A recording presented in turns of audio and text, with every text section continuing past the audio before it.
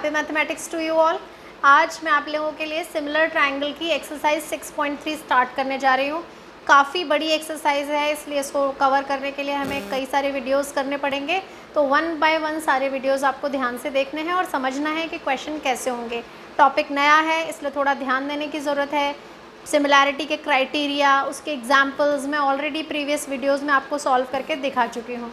तो आज हम शुरू करने जा रहे हैं एक्सरसाइज 6.3। सबसे पहले क्वेश्चन नंबर 1, क्योंकि ये इसी क्वेश्चन से हमें आइडिया लगेगा कि हमें अपने क्वेश्चंस किस तरह से लिखने हैं, उसको किस तरह सिंबॉलिक फॉर्म में चेंज करना है। ये सारी चीज़ें क्या कहा गया है कि यहाँ पे कुछ फिगर दिए हैं। तो क्वेश्चन नंबर 1 में 6 पार्ट्स हैं। 6 पार्ट्स में कुछ ट्राइंगल्स दिए हैं, जिसमें से कुछ सिमिलर हैं, कुछ नहीं हैं। तो हमें बताना है कि कौन से सिमिलर हैं, कौन से नहीं हैं।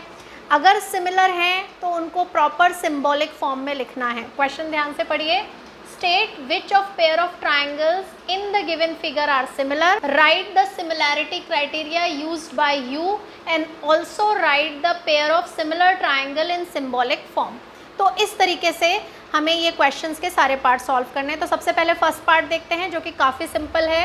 क्या कहा गया है, 2 ट्राइंगल दिए गए हैं फिगर में, एक ABC और एक PQR। तो जब भी हमें ट्राइंगल सिमिलैरिटी चेक करनी हो तो पहले हम दोनों ट्राइंगल लिख लेते हैं, triangle ABC and triangle PQR। फिर हम ढूंढेंगे कि इसमें से हमें क्या क्या इन्फॉर्मेशन दी गई है जो कि इक्वल है। तो सबसे पहले मुझे मिला एंगल A। इस ट्राइंगल का एंगल A इस ट्राइंगल के एंगल P के इक्वल है, क्योंकि दोनों ही एंगल 60 डिग्री हैं। फिर इस ट्राइंगल का एंगल B इस ट्राइंगल के एंगल Q के इक्वल है, क्योंकि इस बार ये दोनों एंगल 80 डिग्री के हैं और ये इन्फॉर्मेशन भी हमें गिवन है। फिर इस ट्राइंगल का एंगल C और इस ट्राइंगल का एंगल R दोनों 40 डिग्री के हैं और ये भी हमें गिवन ही था। बाय AAA सिमिलैरिटी दोनों ट्राइंगल सिमिलर हो गए। तो पहले ट्राइंगल का नाम तो हम कुछ भी ले सकते हैं, ABC, BCA, CAB, कुछ भी। लेकिन पहले का जो भी नाम हमने लिया है, दूसरे का नाम हमें उसके अकॉर्डिंग ही सेट करना पड़ेगा। तो AAA सिमिलैरिटी में काफ़ी सिंपल तरीका होता है। A के इक्वल पॉइंट P है, B के इक्वल Q है, C के इक्वल R है। तो ये हो गया ट्राइंगल PQR। तो triangle ABC similar to triangle PQR। तो इस तरह से हमने फर्स्ट पार्ट सॉल्व किया। सेकेंड पार्ट देखते हैं वो कैसे सॉल्व होगा। यहाँ पे हमें साइड्स दी गई हैं, इसका मतलब हमें रेशोज़ चेक करने हैं। तो वो रेशोज़ जो है वो हमें पहले ही अपने माइंड में चेक कर लेने चाहिए कि किस तरह से हो रहा है। तो ध्यान से देखिए, किसका रेशो इक्वल दिख रहा है मुझे, 2 और 4 इनका रेशो 1/2 है। 3 और 6 इनका भी रेशो 1/2 है। और 2.5 और 5 में 5 जो है वो 2.5 का डबल होता है, यानी इनका रेशो भी 1/2 है। तो जिन तीनों साइड्स का रेशो 1/2 है वो हमें यहाँ पे मेंशन करनी पड़ेंगी। तो सबसे पहले मैंने लिखा कि मैं चेक किस किस ट्राइंगल में कर रही हूँ, ABC एंड ट्राइंगल PQR। अब क्या क्या इक्वल मिला वो लिखना शुरू करते हैं। तो इसका AB जो है उसका रेशो हमें लेना है QR के साथ में, जो कि है 2/4 यानी कि 1/2। फिर दूसरा रेशो मैंने लिया इसका AC और इसके साथ में लेना है मुझे PQ 3/6 यानी कि 1/2। और फिर तीसरा रेशो लेना है मुझे इसमें से BC और इसमें से मुझे लेना है PR। ये दोनों हैं 2.5 और 5 के। और आपको पता है डेसिमल हटाऊंगी, 25 1 ज़ा 25 2 ज़ा, तो ये आंसर भी कितना आ जाएगा, 1/2। तीनों रेशोज़ हमें इक्वल मिल गए हैं। इसका मतलब इसमें SSS सिमिलैरिटी अप्लाई हो रही है। लेकिन लिखेंगे कैसे, तो सबसे पहले लिख लीजिए, so AB upon QR is equals to AC upon PQ is equals to BC upon PR। Hence triangle ABC is similar to. अब पहले ट्राइंगल का नाम अगर ABC रखा तो दूसरे का क्या होना चाहिए, ज़रूरी नहीं है PQR हो, हमें पॉइंट्स मैच करने पड़ेंगे कि कौन सा पॉइंट एग्जैक्टली किसके करस्पॉन्डिंग है। वो कैसे करते हैं, तो ध्यान से देखिए, AB और AC इनका कॉमन पॉइंट A है और नीचे है QR और PQ, इनमें कॉमन पॉइंट Q है। तो A के सिमिलर पॉइंट हो गया Q, यानी A की पोजीशन पे मुझे Q चाहिए। बी, इन दोनों में देखें, इन दोनों में कॉमन पॉइंट बी है और इनके नीचे जो साइड्स हैं क्यू आर और पी आर, उनमें कॉमन पॉइंट आर है। तो बी की पोजीशन पे मुझे आर चाहिए और फिर लास्ट में सी की पोजीशन पे पी आएगा। इसका मतलब triangle A B C triangle Q R P के सिमिलर है। कौन सा क्राइटेरिया हो गया? By S S S similarity. तो इस तरह से हमें ट्राइंगल्स को सिमिलर बताना है। पहले का नाम ध्यान से लिखना है और फिर दूसरे का तो बिल्कुल उसके हिसाब से ही लिखना पड़ेगा। तो अब हम आगे सॉल्व करते हैं। सॉल्व करने जा रहे हैं थर्ड पार्ट। दो ट्राइंगल्स हैं हमारे पास, एक है ट्राइंगल एल एम पी और दूसरा है ट्राइंगल डी ई एफ। क्योंकि तीनों साइड्स ही दी गई हैं, इसका मतलब हमें रेशोज़ ही चेक करने हैं। रेशोज़ कैसे चेक करेंगे? तो देखिए ध्यान से, M P upon D E 2/4 यानी 1/2 बन रहा है। दूसरा रेशो एल पी के साथ डी एफ का है 3/6 यानी ये भी 1/2 बन रहा है। तीसरा रेशो एल एम और ई एफ का बन रहा है जो कि है 2.7 और 5। अब ये गड़बड़ है रेशो, क्योंकि ये रेशो 1:2 नहीं है। This is not equal to 1/2। इसका मतलब ये हुआ कि हमें क्या पता चला? M P upon D E is equals to L P upon D F but not equal to L M upon E M. तो यानी ये ट्राइंगल्स सिमिलर नहीं है। By S S S similarity तो नहीं है, एस ए एस में हो सकते थे क्योंकि दो रेशोज़ इक्वल हैं, लेकिन उसके लिए फिर हमें उनका इंक्लूडेड एंगल चाहिए था। कौन सा है इंक्लूडेड एंगल? एम पी और एल पी में एंगल पी पता होता, डी ई और डी एफ में डी पता होना चाहिए था, पर ऐसी कोई इन्फॉर्मेशन हमारे पास है नहीं। इसका मतलब हम इन ट्राइंगल्स को सिमिलर नहीं कर सकते। तो so triangle L M P is not similar to triangle DEF, और ना सिर्फ DEF बल्कि DEF के किसी भी फॉर्म के सिमिलर नहीं है। चाहे DEF लिख लें, चाहे हम इसे EDF लिख लें, चाहे FDE लिख लें, कुछ भी नाम लिख लें, ये ट्राइंगल सिमिलर नहीं है। तो ये ट्राइंगल हमें सिमिलर नहीं मिले। अब हम आते हैं फोर्थ पार्ट पे। फोर्थ पार्ट में जो ट्राइंगल्स हम चेक करने जा रहे हैं, पहला है MNL और दूसरा है PQR। अब यहाँ पे हमें दो ही साइड्स के रेशो दिए गए हैं और एक इंक्लूडेड एंगल दिया गया है। इसका मतलब यहाँ पे हम SAS सिमिलैरिटी चेक करने जा रहे हैं। चेक करते हैं। MN का रेशो लिया मैंने PQ के साथ जो कि 2.5/5 आया और ये रेशो होता है 1/2। और दूसरा रेशो ML का लिया QR के साथ जो कि 5/10 है, यानी ये रेशो भी 1/2 है। तो क्या पता चला हमें? So MN upon PQ is equals to ML upon QR and angle जो है इनका इंक्लूडेड एंगल NML और इसका इंक्लूडेड एंगल है PQR 70 डिग्री ईच। ये हमें गिवन है। इसका मतलब हमें पता चला बाय SAS सिमिलैरिटी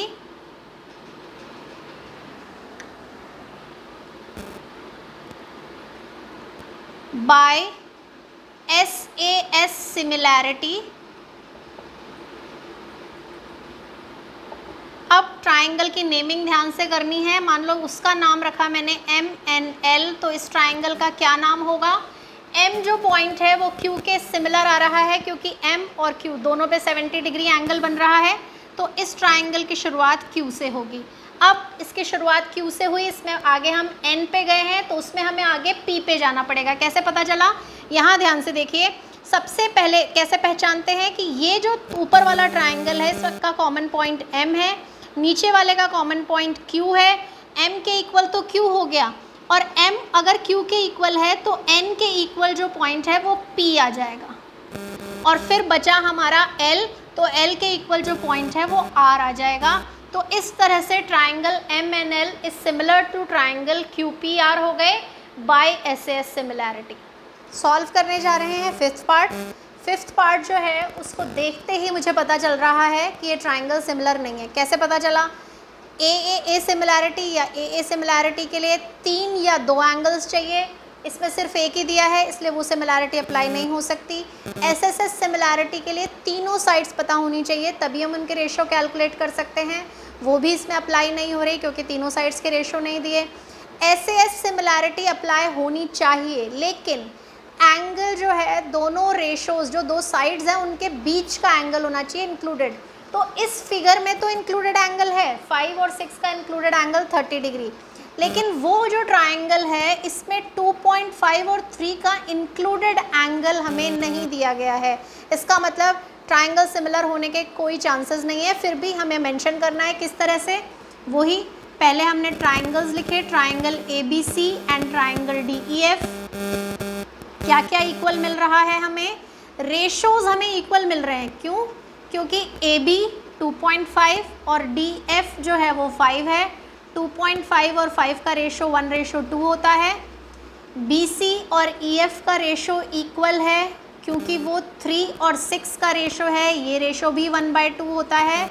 लेकिन इनका जो इंक्लूडेड एंगल है एंगल B और इसका जो इंक्लूडेड एंगल है एंगल F, वो हमें इक्वल नहीं दिया गया है। हमें एंगल B 80 डिग्री का नहीं दिया गया है। एंगल A के 80 डिग्री होने से हम सिमिलैरिटी अप्लाई नहीं कर सकते। तो हम लिखेंगे so triangle ABC is not similar to.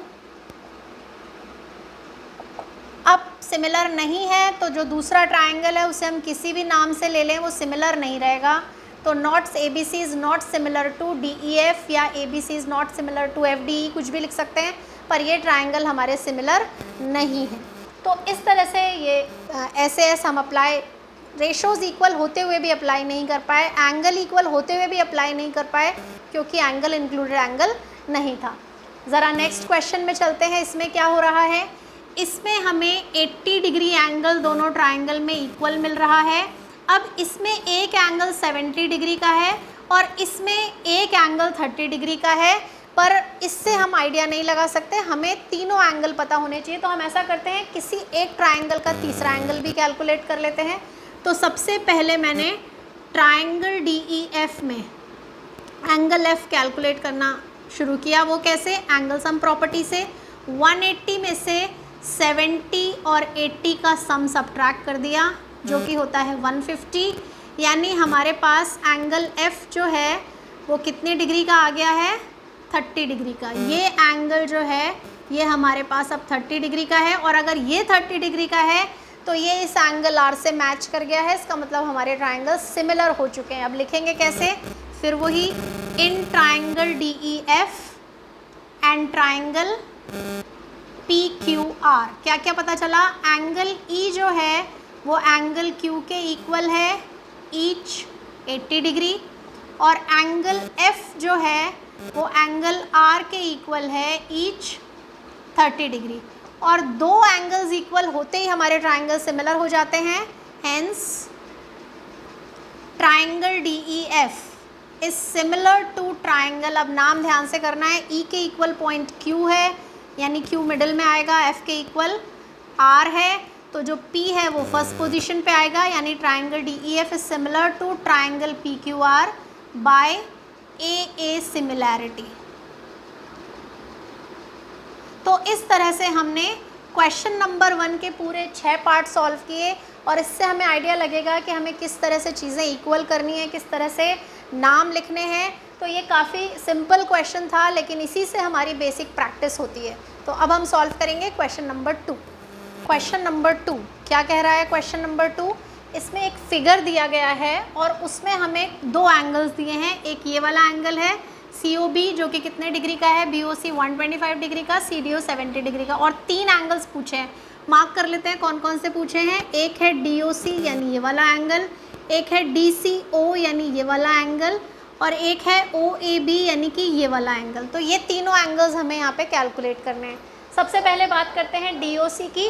तो जो DOC एंगल है और ये जो 125 डिग्री का एंगल BOC है, ये दोनों लीनियर पेयर एंगल हैं। तो लीनियर पेयर से मैं यहाँ कैलकुलेट करूँगी। Angle BOC plus angle DOC is equals to 180 degree linear pair angle. इसमें से ये वाला एंगल 125 डिग्री का है, ये हमें पता करना है। तो 125 को ले जा कर के इधर सब्ट्रैक्ट कर देते हैं। तो angle DOC is equals to 180 minus 125 subtract करेंगे 55 डिग्री का। तो जो हमारा पहला आंसर है वो 55 डिग्री का हो गया। दूसरा एंगल DCO है, इसे निकालने के लिए हमारे पास दो तरीके हैं। इस ट्रायंगल के अब दो एंगल्स पता हैं हमें, एक 70 डिग्री और एक 55 डिग्री। इन दोनों को प्लस करके 180 में से माइनस करके हम एंगल सम प्रॉपर्टी अप्लाई कर सकते हैं। या फिर आपने क्लास 7 में एक्सटीरियर एंगल प्रॉपर्टी पढ़ी थी, वो ये कहती है कि किसी भी ट्रायंगल में दो इंटीरियर एंगल्स का सम उसके एक्सटीरियर एंगल के इक्वल होता है। तो हम वो वाली प्रॉपर्टी भी यहाँ पे अप्लाई कर सकते हैं। मैं इस बार आपको वही प्रॉपर्टी अप्लाई करके बता रही हूँ। एंगल DOC, CDO ले लेते हैं पहले, एंगल CDO यानी कि ये 70 डिग्री वाला, और plus angle DCO is equals to angle BOC। कौन सी प्रॉपर्टी अप्लाई की मैंने? Exterior angle property. और आप चाहें तो एंगल सम प्रॉपर्टी से भी कर सकते हैं, मैं बार बार कह रही हूँ, पर हमें नई प्रॉपर्टीज़ पता होनी चाहिए, इसलिए मैं यहाँ पे ये अप्लाई कर रही हूँ। अब इसमें से मुझे ये एंगल पता है, ये 70 डिग्री का है, और ये DCO जो है ये हमसे पूछा गया है, और BOC हमें पहले से ही 125 डिग्री का दिया गया है।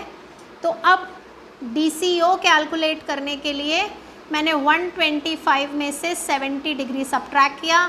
ये डिफरेंस भी कितने का आया? 55 डिग्री का। इसका मतलब हमारा जो दूसरा एंगल है वो भी कितने डिग्री का है? 55 डिग्री का है। अब हमें उस ट्रायंगल में सारे एंगल पता हैं। अब इस ट्रायंगल के एंगल्स कैसे निकालेंगे? क्योंकि उन्होंने ट्रायंगल्स हमें सिमिलर दिए हैं। क्या दिया है? As triangle ODC is similar to triangle OBA। तो कौन सा एंगल इक्वल हुआ? इसका एंगल A, यानी कि ये जो लास्ट पॉइंट वाला एंगल मैं ले रही हूँ तो वो इसके भी लास्ट पॉइंट वाले एंगल C के इक्वल होगा। तो क्या पता चला हमें? Angle OAB is equals to angle DCO, और DCO एंगल जो है वो हम ऑलरेडी 55 डिग्री यहाँ कैलकुलेट कर चुके हैं, तो इसकी जगह मैंने 55 रिप्लेस कर दिया। तो क्या पता चला? एंगल OAB भी कितने डिग्री का है? 55 डिग्री का है। रीज़न है similar triangles are equiangular. जो ट्रायंगल्स सिमिलर होते हैं उनके सारे एंगल्स इक्वल होते हैं, सारे करस्पॉन्डिंग एंगल्स इक्वल होते हैं। तो A का करस्पॉन्डिंग C था, इसलिए एंगल OAB 55 डिग्री का हो गया। तो अब हमारे पास तीनों एंगल्स आ गए। बाई चांस तीनों की ही वैल्यू 55 डिग्री है, तो हमारे तीनों सोल्यूशंस 55 डिग्री के हैं। अब मैं सॉल्व करने जा रही हूँ क्वेश्चन नंबर 3 आप लोगों के लिए। क्या कह रहा है ये क्वेश्चन कि ABCD एक ट्रिपेजियम है जिसमें AB और DC पैरेलल हैं। तो ये मैंने इसका फिगर बना लिया।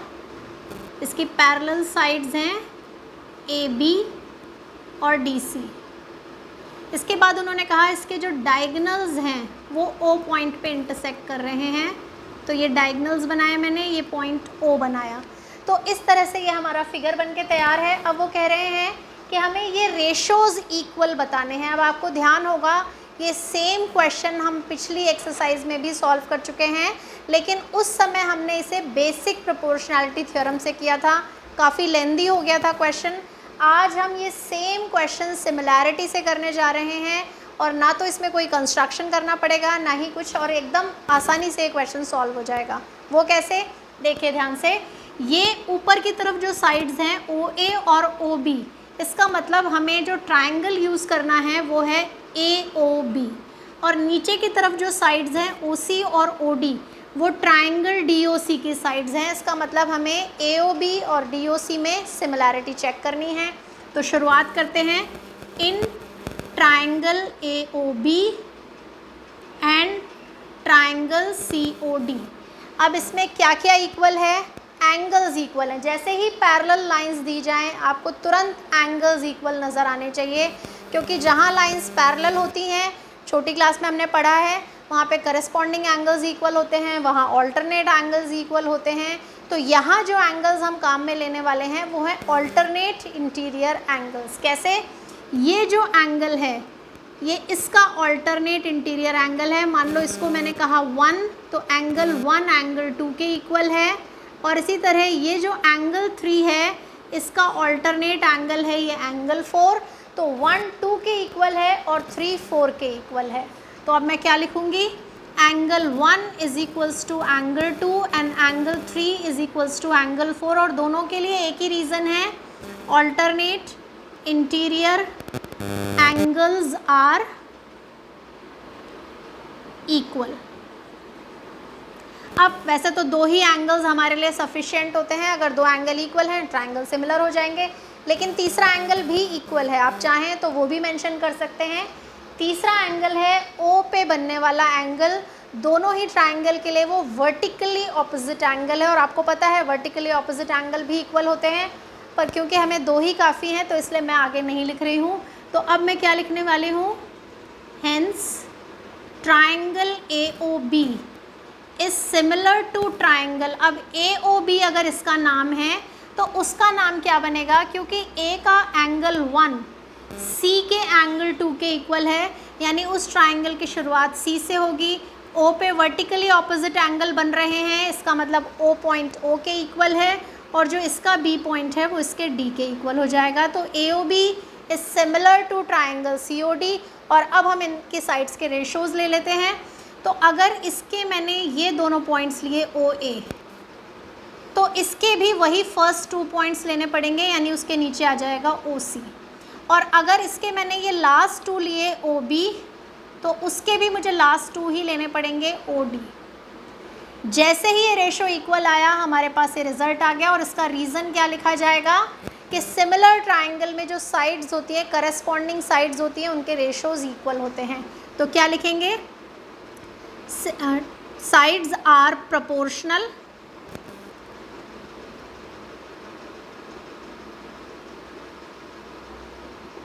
इन सिमिलर ट्रायंगल्स।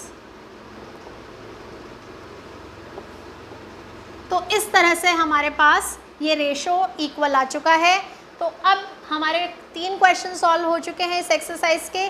बचे हुए क्वेश्चंस के लिए आपको अगले वीडियो का वेट करना पड़ेगा, लेकिन तब तक आपको मुझे बताना है कि आज का वीडियो आपको कैसा लगा। लाइक करना है, शेयर करना है, और जिन्होंने अभी तक सब्सक्राइब नहीं किया उन्हें सब्सक्राइब करना है। Happy mathematics to you all.